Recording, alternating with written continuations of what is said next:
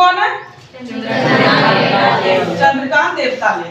ठीक है, तो आशा है कि आप लोगों को ये पाठ समझ में आ गया होगा।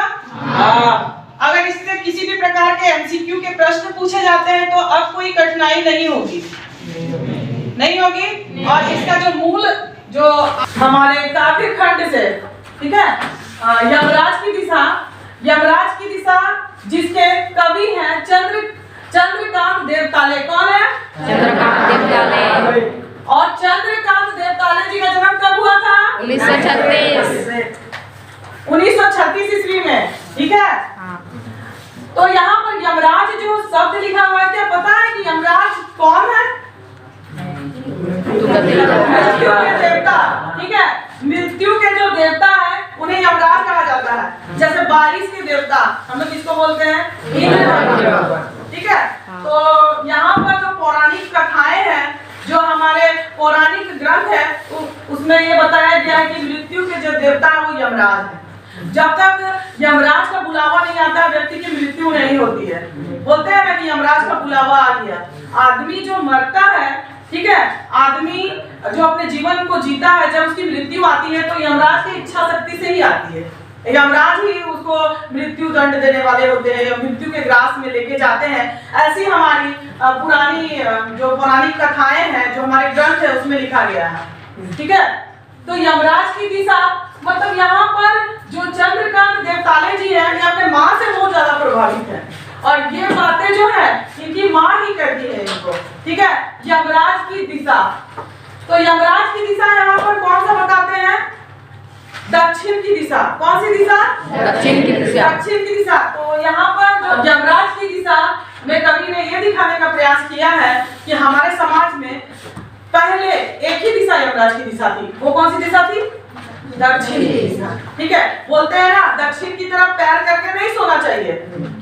बोला जाता है दक्षिण को तो कभी शुभ नहीं माना जाता है, कोई भी शुभ कार्य नहीं किया जाता है, दक्षिण की तरफ पैर करके नहीं सोया जाता है। तो इसका कुछ तो मान्यता, कुछ तो कारण होगा।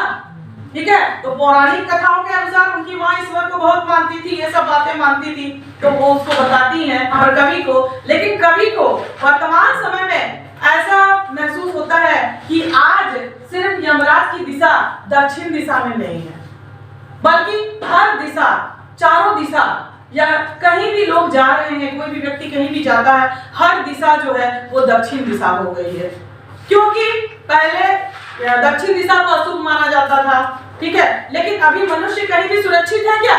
कहीं मनुष्य सुरक्षित नहीं है। मनुष्य को कभी भी कुछ भी हो सकता है, कहीं भी उसे मृत्यु आ सकती है, चाहे वो कोई भी दिशा हो, चाहे वो कोई भी जगह हो। हिंसाएं, ठीक है, और इतना हमारे समाज में इतनी हिंसा बढ़ चुकी है, ठीक है, या इतनी घटनाएं घटती हैं, कोई भी इंसिडेंट हो सकता है, कोई भी घटना घट सकती है जिसमें कि व्यक्ति की मौत भी हो सकती है। व्यक्ति कहीं भी सुरक्षित है क्या? व्यक्ति कहीं भी सुरक्षित नहीं है। ठीक है, हर जगह, घर में भी कोई सोचेगा नहीं हम घर से बाहर नहीं निकलेंगे, हम घर में रहेंगे, लेकिन मौत को अगर आना है तो घर में भी इंसान का क्या होगा? मौत हो सकती है। ठीक है, मौत हो सकती है। व्यक्ति तो कहीं भी सुरक्षित नहीं है। और वर्तमान समय में जो प्रतिद्वंदताएं, हिंसा, द्वेष इत्यादि हमारे समाज में बहुत अधिक बढ़ गया है। उसी समस्या को यहाँ पर दिखाने का प्रयास किया गया है कि शांति कहीं भी नहीं है। पहले एक दिशा यमराज की दिशा थी, सिर्फ दक्षिण दिशा, और बोला जाता था कि दक्षिण दिशा में पैर करके नहीं सोना चाहिए, दक्षिण दिशा में कोई शुभ काम नहीं करना चाहिए। लेकिन आज यहाँ पर हमें कभी ये बताना चाहते हैं कि आज जो माँ, इनकी माँ जो दिशा बताती थी दक्षिण दिशा, सिर्फ वही दिशा दक्षिण दिशा नहीं है, बल्कि कोई भी दिशा सुरक्षित नहीं है। आज कहीं भी इंसान, मनुष्य सुरक्षित नहीं है। ठीक है, उसको कहीं भी कुछ भी हो सकता है। ठीक है, उसको कभी भी कुछ भी हो सकता है, मृत्यु कभी भी आ सकती है, यमराज का बुलावा कभी भी आ सकता है।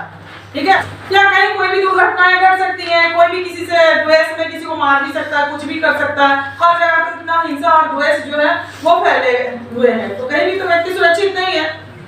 तो इसीलिए ये जो कविता है यहाँ पर कवि लिखते हैं, अपनी माँ को याद करते हैं और सबसे फर्स्ट पैराग्राफ हम लोग पढ़ते हैं इसका। तो यहाँ समझ में आ गया होगा कि ये कविता क्यों लिखी गई है। ठीक है, क्यों लिखी गई है? वो अपने माँ को याद करके लिखते हैं। ठीक है, जो उनकी माँ उनको शिक्षा देती थी कि यमराज की दिशा दक्षिण दिशा होती है, उसको याद करके यहाँ पर ये कविता लिखी गई है, इसमें क्या संदेश मिलता है वो भी हम लोगों ने देखा। अब हम लोग इसके पैराग्राफ को देखते हैं। सबसे जो पहला जो पैराग्राफ है इसको भी ध्यानपूर्वक सभी देखेंगे, अपनी किताब को देखेंगे सब कोई। माँ की ईश्वर से मुलाकात हुई या नहीं कहना मुश्किल है, पर वह जताती थी जैसे ईश्वर से उसकी बातचीत होती रहती है और उससे प्राप्त सलाहों के अनुसार जिंदगी जीने और सुख बर्दाश्त करने के रास्ते खोज लेती है। वो अपनी माँ को याद करते हैं, ठीक है, और अपनी माँ से बहुत ज्यादा प्रभावित है। हर बच्चा, हर इंसान अपने माँ को आदर्श मानता है, ठीक है, अपनी माँ से शिक्षा ग्रहण करता है। तो यहाँ कभी भी अपने माँ के बारे में कहते हैं कि उनकी माँ हमेशा ईश्वर के बारे में बात करती है, उनकी माँ हमेशा ईश्वर के बारे में बताती है, लेकिन ये नहीं जानते हैं कि इनकी माँ की मुलाकात ईश्वर से हुई थी या नहीं। ये तो नहीं देखे थे ना कि इनकी माँ की मुलाकात ईश्वर से हुई थी कि नहीं, पर पता नहीं वह कैसे यह जताती थी, ठीक है। इनकी माँ ऐसा जताती थी जैसे कि उनका ईश्वर से बातचीत होती है। इनकी माँ का, किनकी माँ का, चंद्रिका देवदाले की माँ का। और ऐसा लगता था कि वो उन्हें सलाह देते हैं और इसके सहारे इनकी माँ जो है अपना जीवन को जीने के रास्ते खोज लेती है, अपना जीवन को जीने का तरीका खोज लेती है, उनको एक रास्ता दिखाई देता है। ऐसा लगता है कि वो ईश्वर से बातचीत करती थी इनकी माँ, ठीक है, और उसके बाद एक रास्ता उनको दिखाई देता था। सेकंड पैराग्राफ में माँ ने एक बार मुझसे कहा था दक्षिण की तरफ पैर करके मत सोना, वह मृत्यु की दिशा है और यमराज को क्रुद्ध करना बुद्धिमानी की बात नहीं है, ठीक है। माँ ने कहा था, यहाँ पर कबीर की माँ ने कहा था कि दक्षिण की तरफ पैर करके नहीं सोना चाहिए, ठीक है, क्योंकि वह मृत्यु की दिशा है। जब काम में ऐसे जब कोई इंसान सोता है तो बोलता है ना दक्षिण की तरफ पैर नहीं करना चाहिए, हाँ, तो उससे क्या होता है, यमराज क्रुद्ध हो जाते हैं, मतलब गुस्सा हो जाते हैं यमराज। और ये बुद्धिमानी की बात नहीं है। क्या ये बुद्धिमानी की बात है कि यमराज को क्रोधित कर दिया जाए? ऐसा इनकी माँ बताती थी, ठीक है। तब मैं छोटा था और मैंने यमराज के घर का पता पूछा था, उसने बताया था तुम जहां भी हो वहां से हमेशा दक्षिण में, ठीक है।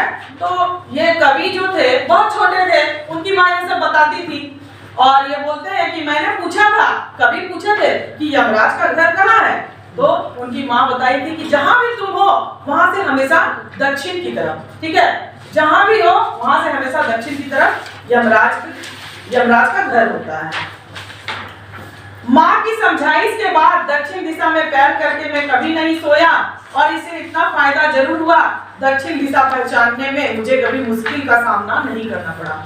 तो माँ ने कवि को ये समझाया कि दक्षिण की तरफ पैर करके नहीं सोना चाहिए, जहां भी तुम हो वहां से हमेशा दक्षिण की तरफ क्या है, यमराज की दिशा है। तो इतना तो कवि को ये फायदा हुआ कि हमेशा कहीं भी गए तो वो दिशा को पहचानने में कभी कठिनाई नहीं हुई। हर समय ये जान लिए कि कौन सा पूरब है, कौन सा पश्चिम है, कौन सा उत्तर है और कौन सा दक्षिण है, और जिसके कारण ये कभी दक्षिण में पैर करके नहीं सोए, ठीक है, और दक्षिण में पैर करके भी नहीं सोए और इनको दिशा को पहचानने में कभी कठिनाई नहीं हुई।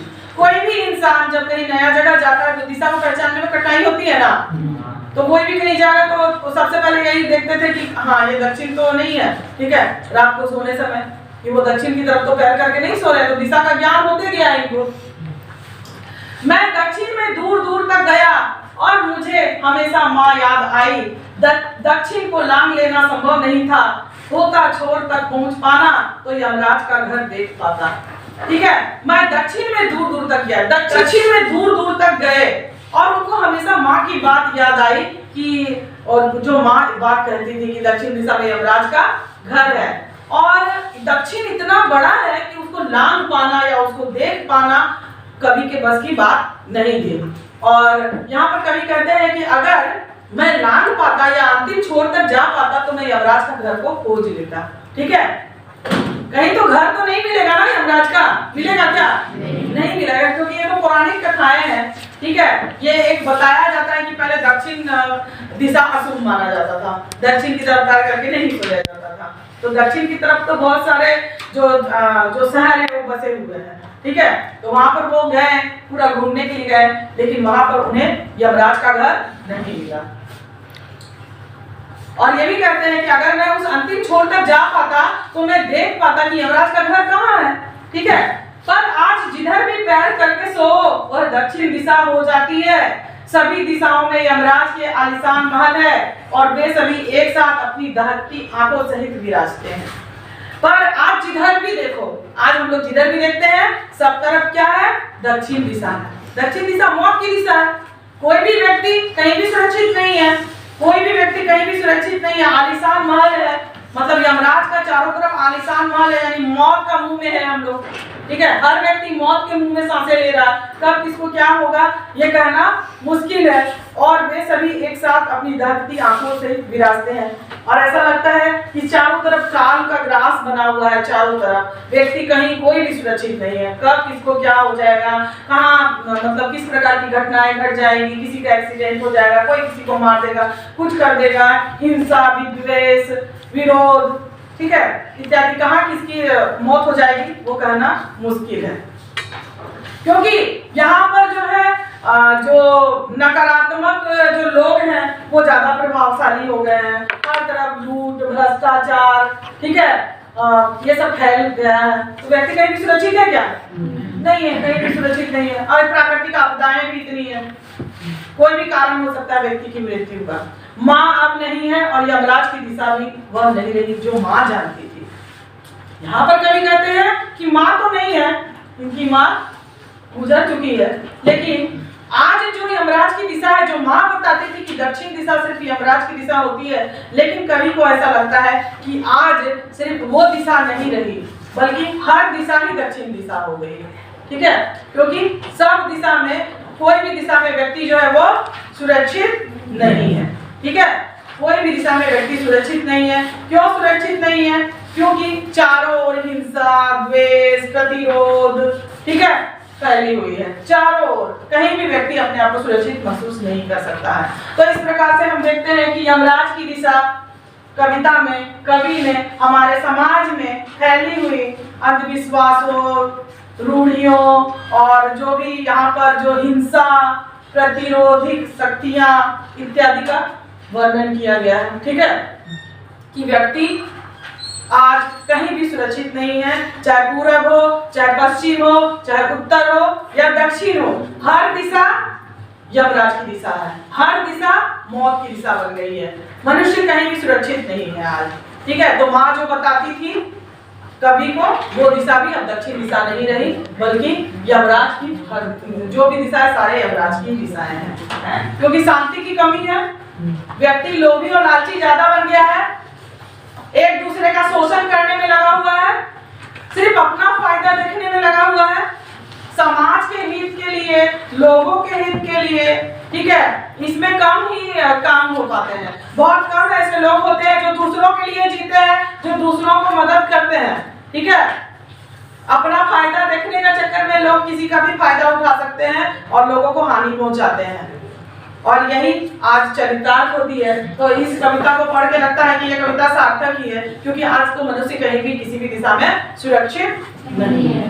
ठीक है, तो आज हम लोगों ने अध्ययन किया जो काव्य खंड से है कविता यमराज की दिशा, और इसके जो कवि है वो कौन है? चंद्रकांत देवताले। ठीक है, तो आशा है कि आप लोगों को ये पाठ समझ में आ गया होगा।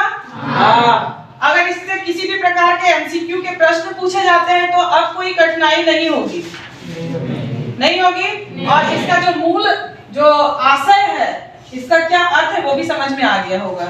ठीक है, अब कुछ प्रश्न मैं कर रही हूँ, उसके आंसर आप लोग देंगे कि यमराज की दिशा कौन सी दिशा माँ बताती थी? ठीक है, और इसके कवि कौन है?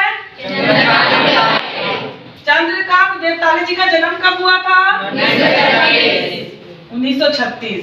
अच्छा, ये जो यहाँ पर जो प्रमुख प्रश्न है, कवि के अनुसार आज वर्तमान समय में यमराज की दिशा कौन सी है? चारों ओर। ठीक है, तो यमराज की दिशा है। तो ये एक संदेश है, ये एक मैसेज है हमारे वर्तमान समय के लिए। जिस प्रकार से जो शांति भंग हुई है, हिंसा, प्रतिरोध और विद्वेष की भावना जो जागी है, ठीक है, उसको समाप्त करने के लिए हम लोगों को अब कदम उठाने की जरूरत है और मिलजुल करके आगे बढ़ने की जरूरत है। जैसे समाज से इन बुराइयों को हम लोग हटा सके। ठीक है, स्वार्थ, हिंसा इत्यादि को हटा सके और एक दूसरे को हाथ पकड़ के आगे बढ़ सके, लोगों की मदद कर सके। ठीक है।